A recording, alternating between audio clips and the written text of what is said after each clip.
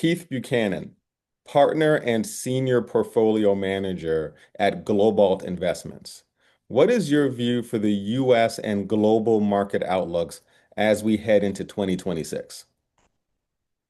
We're looking at 2026 as a pivotal year in this part of the cycle that we're in.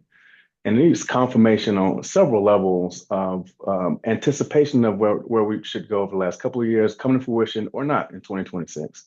Particularly the handoff of the markets being driven largely by monetary policy decisions to a more fundamentally driven, more nuanced investment environment in 2026. This market, but we think there will be a lot more discernment among winners and losers in 2026 in a way that we haven't had in the past.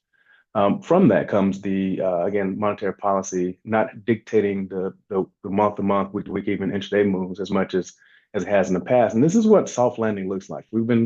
The market's been clamoring for a soft landing for going on the better part of 2 years now, but not really coming to grips with what that really looks like. That looks like more dispersion among monetary policy decisions, less consensus, if you will. That's even aside from the political dynamics of the go forward Federal Reserve Committee and those individuals that comprise that committee.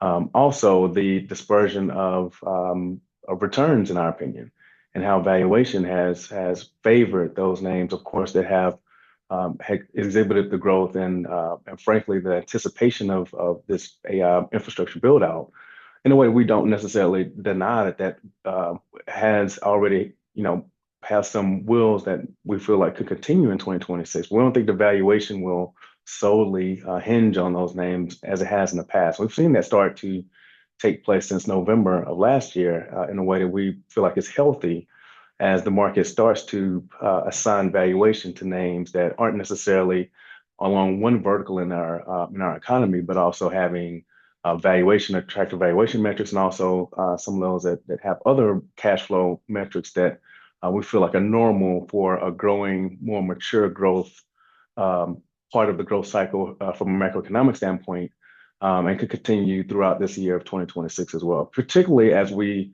hone in on we're priced in what 2 to 3 Fed cuts this year. And once we get past the first and perhaps even past the second, the market will look forward to what's the next driver for valuations and returns in equity markets.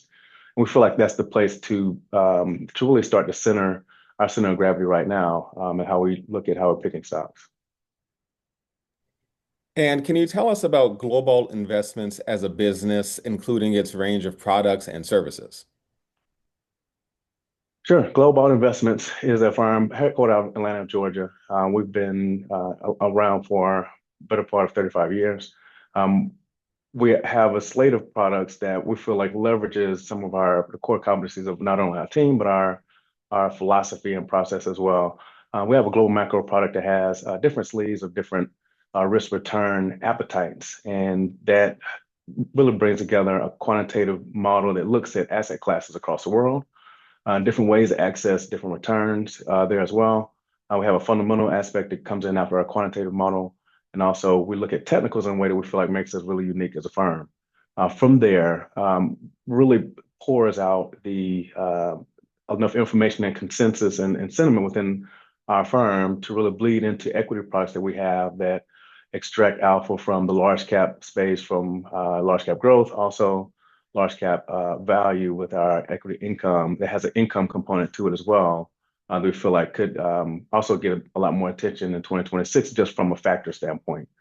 So that's kind of how we make the proverbial sausage here at Globalt, is our global macro kind of feeds into other aspects of the marketplace we feel like we can tap into to offer our clients the capacity to outperform benchmarks through, again, our team of five. We're looking at these different spaces as well as leveraging other tools within our reach of the sell side. Also, we leverage some of those.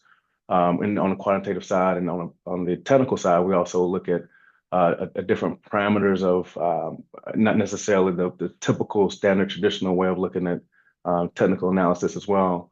We feel like that gives us a little bit of an edge as a firm, and it's how we compete in the marketplace.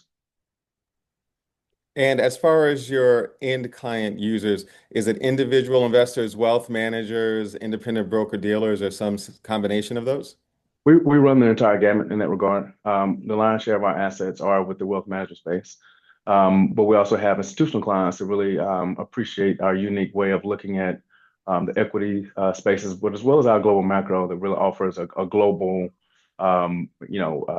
avenue of extracting value through not only ETFs that have equity and fixed income products, but also we have a piece of that product that has alternatives that offers a non-correlated return to that's isolated from fixed income and equities too, as well. So the global piece can kind of go anywhere and do anything.